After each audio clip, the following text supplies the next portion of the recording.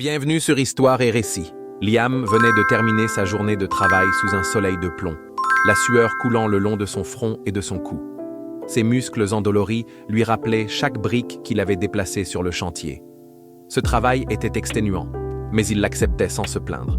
Chaque sou gagné était un pas de plus vers un avenir meilleur, un avenir avec elle. Clara. Son nom résonnait comme une mélodie dans sa tête. Depuis qu'il l'avait rencontrée, quelques années plus tôt, le monde de Liam avait pris des couleurs. Elle était une étoile dans son ciel, un sourire qui illuminait ses journées, un rire qui faisait vibrer son cœur. Ils n'avaient pas d'argent à gaspiller dans des restaurants chics ou des sorties extravagantes, mais cela n'avait jamais eu d'importance pour lui. Leurs rendez-vous se résumaient souvent à de longues conversations sur un banc de parc, à partager un plat de garba dans une petite échoppe, ou simplement à se tenir la main et rêver à voix haute. Aujourd'hui, il avait un petit bonus de son contremaître pour avoir travaillé plus dur que d'habitude. Il avait immédiatement pensé à Clara. Il voulait lui acheter une nouvelle robe qu'elle avait vue dans un marché local. Il a souri en imaginant la joie dans ses yeux. Il s'est lavé à la hâte dans le petit lavoir près du chantier, a mis un t-shirt propre et a marché d'un pas vif vers le centre-ville. Son téléphone a vibré dans sa poche. C'était un appel vidéo de Clara. Il a décroché, le sourire aux lèvres, prêt à lui annoncer la bonne nouvelle. « Bonjour mon amour, j'ai une surprise pour toi », a-t-il lancé, son visage illuminé. Clara n'avait pas l'air de partager sa joie.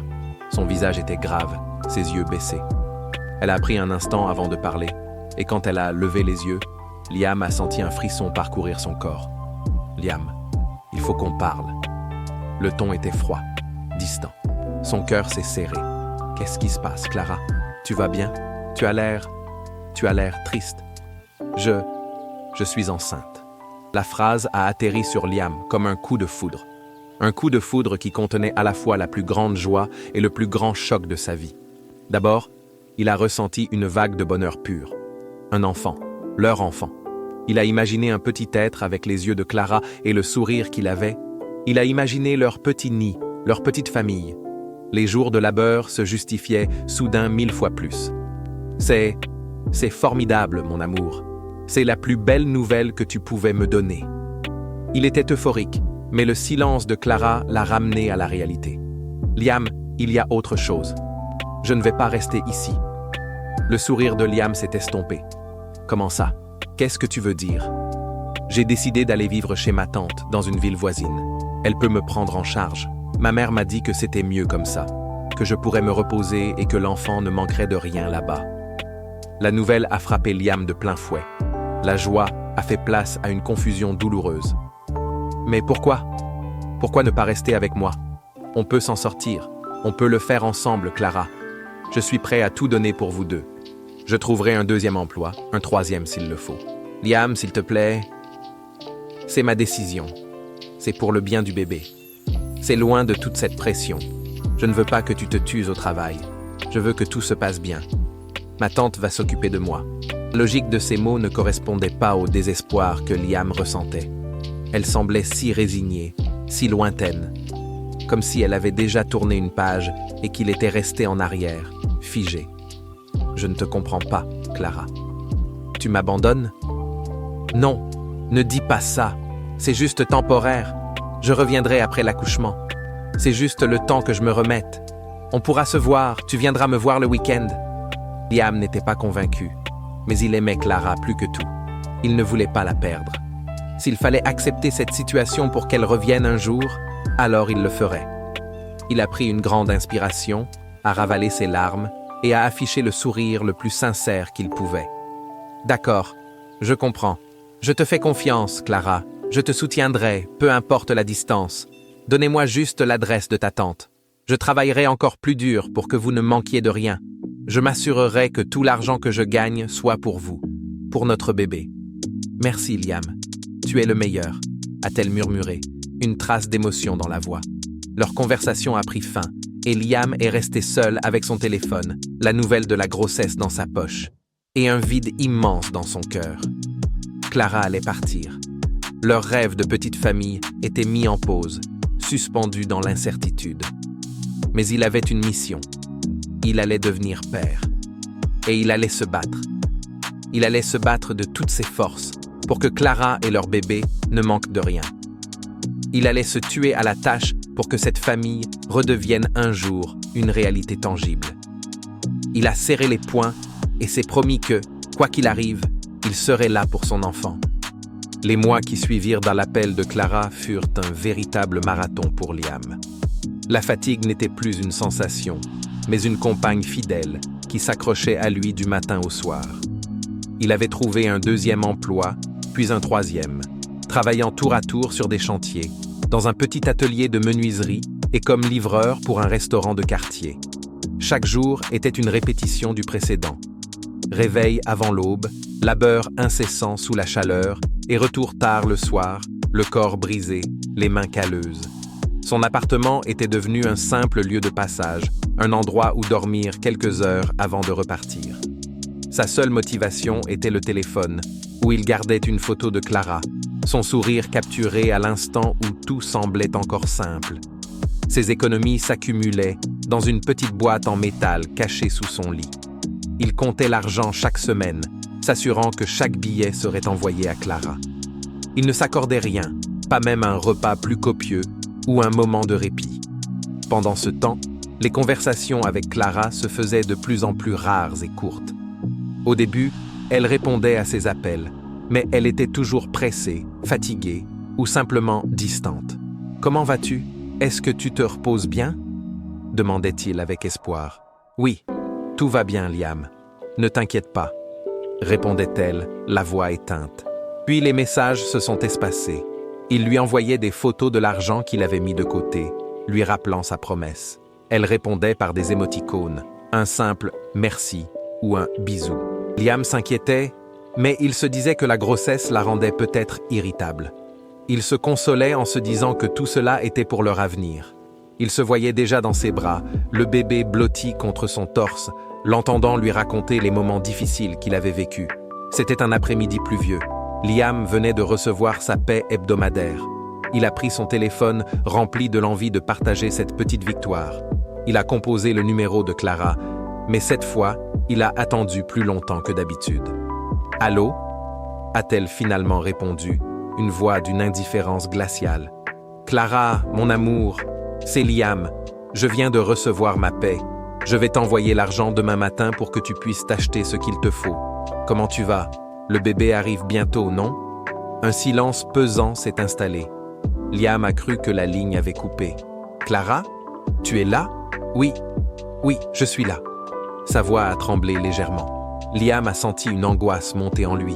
« Qu'est-ce qu'il y a? Quelque chose ne va pas? »« Non, tout va bien. C'est juste que je n'ai plus besoin de l'argent. »« Comment ça? Qu'est-ce que tu veux dire?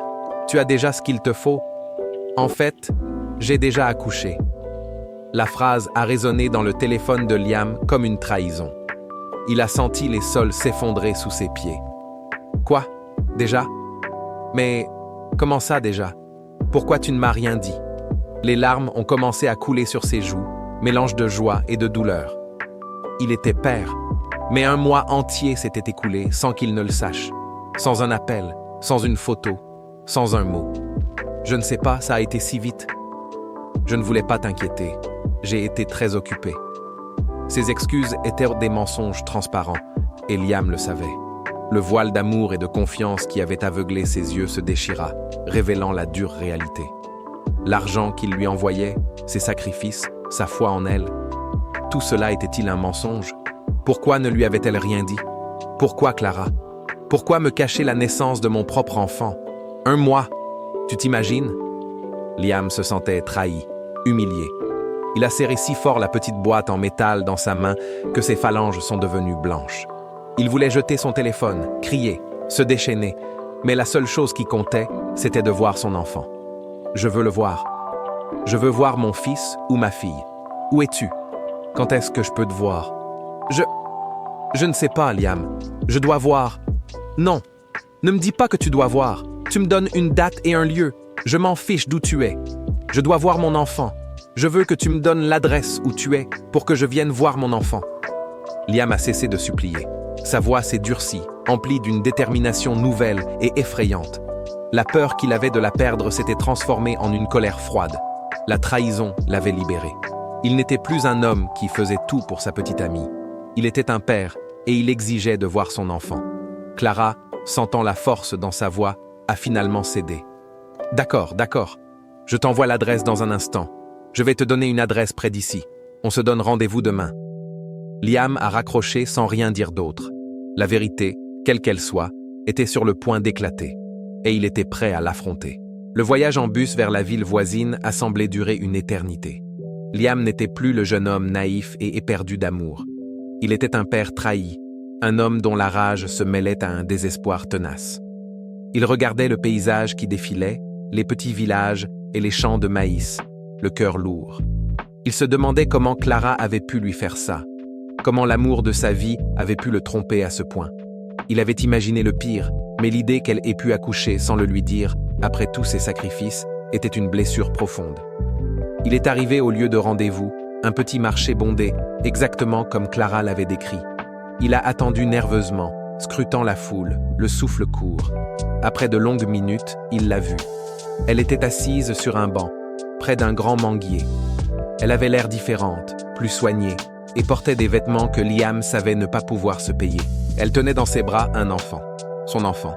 Une vague d'émotion l'a submergée, faisant disparaître toute sa colère. Il a marché vers elle, les yeux fixés sur le minuscule visage qui dépassait de la couverture. Le cœur de Liam battait à tout rompre. Il a imaginé la forme de ses petits doigts, la couleur de ses yeux. C'était réel. Son enfant était là, devant lui. « Salut, Liam. Je ne pensais pas que tu viendrais. Comment j'aurais pu ne pas venir, Clara? C'est mon enfant que tu as dans tes bras, » a-t-il répondu, sa voix brisée par l'émotion. Clara lui a tendu la couverture. Liam l'a prise avec une délicatesse infinie. Les larmes lui sont montées aux yeux lorsqu'il a vu le petit visage, paisible et endormi. C'était un petit garçon, et il avait l'air si parfait. Liam a senti la force de l'amour paternel se déverser en lui, faisant de lui l'homme le plus fort du monde. Il a regardé Clara, et tout le drame s'est estompé pour un instant. Il a presque oublié pourquoi il était là, pris par la magie de ce moment. « Il est magnifique », a-t-il murmuré, la voix nouée. C'est à ce moment-là qu'une voiture noire s'est arrêtée près d'eux. Un homme à l'allure respectable est sorti du véhicule, le visage fermé. C'était un homme d'âge mûr, vêtu d'un costume cravate. « Clara? Qui est cet homme? Qu'est-ce qui se passe ici ?» a-t-il demandé, sa voix empreinte de suspicion. Clara a pâli. Elle a regardé l'homme, puis Liam, le regard paniqué. Liam, qui avait senti son cœur se glacer, a immédiatement su. Il a compris la vérité dans l'instant même.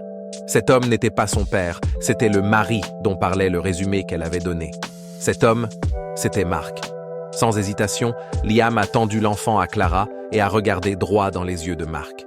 « Qui je suis? Je suis le père de cet enfant. » Mark a été sidéré. Il a regardé Liam, puis Clara. Clara a baissé les yeux, incapable de soutenir le regard des deux hommes. Liam a ignoré Clara. Il a raconté l'histoire à Mark d'une seule traite, d'un ton monocorde, sans colère, mais avec une vérité désarmante. Il y a 9 mois, j'ai été le petit ami de Clara. Je me suis tué à la tâche pour que notre enfant ne manque de rien. Je lui ai donné chaque sou que je gagnais. Et 1 mois plus tôt, elle m'a appelé pour me dire qu'elle avait déjà accouché. Elle ne m'a rien dit. J'ai tout donné pour cet enfant et elle m'a tout caché. Mark a écouté. Il a tourné les talons et est parti, sans un mot de plus pour Clara. Il a marché, la tête haute, le cœur en miettes. Les jours qui ont suivi la confrontation furent un véritable enfer pour Mark. Les mots de cet étranger ne cessèrent de tourner en boucle dans sa tête, comme un disque rayé. Le bonheur qu'il pensait avoir trouvé, la petite famille qu'il avait construite, tout cela reposait sur un mensonge. Il a regardé Clara et tout ce qu'il a pu voir était une traîtresse. Mark était un homme d'affaires. Il avait l'habitude des faits, des preuves et de la logique. Les émotions l'aveuglaient, mais la raison allait le sauver. Il devait savoir. Il a attendu le moment propice et a emmené l'enfant à l'hôpital sous un faux prétexte, en expliquant qu'il devait faire un check-up pour un problème de santé qu'il avait inventé.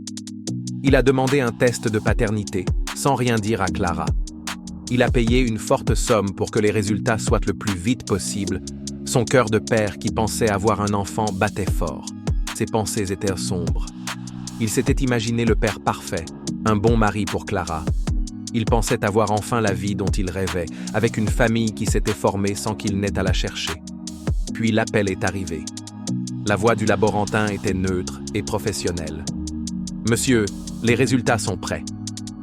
Il y a une incompatibilité. Vous n'êtes pas le père de l'enfant. » Le monde de Marc s'est écroulé. Le sol s'est dérobé sous ses pieds, une fois de plus.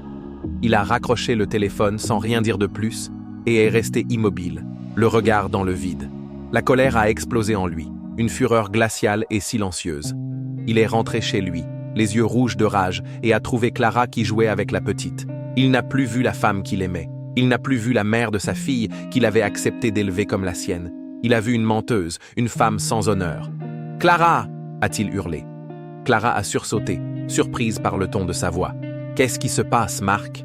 Il a sorti de sa poche les résultats du test et les a jetés sur la table, devant elle. « Qu'est-ce qui se passe ? Ça se passe que cet enfant n'est pas le mien. Tu m'as menti, tu m'as humilié. J'ai cru que j'avais une famille. Pourquoi, Clara ? Pourquoi m'as-tu fait ça ?» Clara a lu les résultats et son visage a perdu toute sa couleur. Elle a bégayé des excuses, des mensonges, des promesses. Elle a essayé de justifier ses actes. « Tais-toi. Je ne veux plus entendre tes mensonges. Tu m'as utilisé. Tu m'as fait croire que j'étais le père de cet enfant. Tout ce temps, pendant que tu vivais sous mon toit, que tu mangeais à ma table, tu savais que tu portais l'enfant d'un autre homme. Sors d'ici !» Clara a fondu en larmes, mais elle a compris qu'il n'y avait plus de retour en arrière possible. Marc était impitoyable. Il s'est détourné d'elle, sans un regard en arrière. Elle a ramassé à la hâte quelques affaires, a mis la petite dans sa poussette, et elle est partie de la maison qu'elle pensait être la sienne pour toujours, laissant derrière elle une vie de mensonges qui venait de s'écrouler. Elle n'avait plus rien. Elle n'avait plus de foyer. Elle n'avait plus de mari. Elle n'avait plus la vie qu'elle avait construite sur des mensonges. Elle n'avait qu'un seul endroit où aller. Un seul nom qui lui restait dans son carnet d'adresses. Liam. Elle a pris son téléphone. Elle a fait un pari, le dernier de sa vie. Elle a envoyé un message à Liam, le cœur rempli d'un mélange de honte et d'espoir. Elle ne lui a pas dit que Marc l'avait chassée. Elle a simplement dit qu'elle avait fait une énorme erreur et que la seule personne qu'elle ait jamais aimée, c'était lui. Elle lui a dit qu'elle voulait revenir, prendre soin de leur enfant ensemble et construire la famille qu'ils avaient toujours rêvé. Liam a reçu le message de Clara tard dans la nuit. Le mot était simple, presque innocent, mais il résonnait dans sa tête comme une sirène d'alerte. « J'ai fait une erreur. S'il te plaît, pardonne-moi. J'ai besoin de toi. J'ai besoin de nous. » Il a relu le message, encore et encore, et il a senti un mélange étrange d'amertume et de pitié. Il avait été le seul sur qui elle avait compté quand son monde s'était écroulé. Le seul qu'elle avait cherché quand elle a tout perdu. Il a compris à l'instant que sa décision de revenir n'était pas un choix du cœur, mais une nécessité. Il a gardé le message sans y répondre pendant une journée entière. Il a continué de se tuer au travail, mais cette fois-ci, il pensait non seulement à son enfant, mais aussi à la femme qu'il aima. Il se rappelait leurs moments heureux, leurs rires et leurs promesses. Mais il se rappelait aussi de la douleur de la trahison, de l'humiliation et de la solitude. Il a réfléchi aux nuits qu'il a passées à travailler pour qu'elle ne manque de rien pendant qu'elle était confortablement installée dans les bras d'un autre homme. Il s'est revu, la petite boîte d'argent dans ses mains, pendant que Marc lui achetait des vêtements et la nourriture. Puis, une nouvelle fois, il a décidé d'affronter la situation. Il a répondu à son message. Il a donné l'adresse d'un café public pour un rendez-vous. Il voulait une discussion franche. Il voulait une explication. Clara est arrivée à l'heure, l'air fatigué, les yeux rougis, mais avec une lueur d'espoir. Elle portait une robe qu'il lui avait offerte au tout début de leur relation. C'était un coup bas, et il l'a ressenti. « Liam, je suis tellement désolé. J'ai eu peur. J'ai eu peur pour l'avenir de notre enfant. Tu travaillais tellement dur, je ne voulais pas que tu te tues au travail. J'ai fait ce que j'ai pu pour nous donner l'avenir qu'on méritait. Marc, il a dit qu'il nous donnerait tout. Il a dit que j'aurais une famille. Je me suis laissé aveugler par cette promesse. Arrête de mentir, Clara, a-t-il dit. Quoi ? Je ne mens pas, a-t-elle répondu, la voix qui tremblait. Tu as caché la naissance de mon propre enfant. Tu as menti pour mon propre enfant. Tu as menti à cet homme qui t'a accueilli chez lui. Tu as menti à tout le monde. Tu as menti pour te donner une vie de luxe et de confort que je ne pouvais pas t'offrir. N'essaie pas de te justifier en disant que tu as fait ça pour moi ou pour l'enfant. Tu l'as fait pour toi. La façade de Clara s'est effondrée. Elle a fondu en larmes. Mais cette fois, tu n'as pas perdu quelque chose, Clara. Tu as tout gâché. Et la seule raison pour laquelle tu es ici, c'est parce que tu n'as plus rien. Tu as pensé que par le passé, j'ai tout fait pour toi. Tu as pensé que j'étais un naïf qui se tuait à la tâche pour toi. Tu as pensé que je te pardonnerais tout pour que tu reviennes. Clara a baissé la tête. Il l'avait démasqué, encore. Il était devenu fort. Il était devenu un homme. Je veux juste que nous soyons une famille, Liam. Pour notre enfant, a-t-elle murmuré, une dernière fois, en essayant de le convaincre avec ses larmes. Liam a regardé Clara, puis le téléphone, où il avait la photo de son enfant. Il a choisi d'être un homme. Il a choisi d'être un père. Non, Clara, je ne serai jamais une famille avec toi. Tu as brisé ce qui nous unissait. Tu m'as poignardé dans le dos. Tu m'as fait vivre dans l'incertitude. J'ai cru en toi et j'ai travaillé pour toi, sans rien te demander, pendant que tu vivais une vie de luxe. Je te pardonnerai, mais je ne serai plus jamais ton partenaire. Je serai le père de mon enfant. Je ne le laisserai pas grandir sans moi. Je le verrai grandir. Je serai là pour lui. Mais toi, tu ne seras jamais plus rien pour moi. Liam s'est levé et a laissé l'argent du café sur la table. Il a laissé Clara seule avec ses larmes. Il a regardé l'enfant une dernière fois dans le téléphone et a su qu'il avait fait le bon choix. Il avait un fils. Il avait un avenir. Et il n'avait plus besoin de mensonges. L'histoire se termine ici, avec Liam qui a tout perdu pour découvrir le père qu'il devait être. Et maintenant, la question est pour vous. Si vous étiez à la place de Liam, après tout ce qu'il a vécu, que feriez-vous? Lui pardonneriez-vous pour le bien de l'enfant? Ou prendriez-vous la même décision que lui?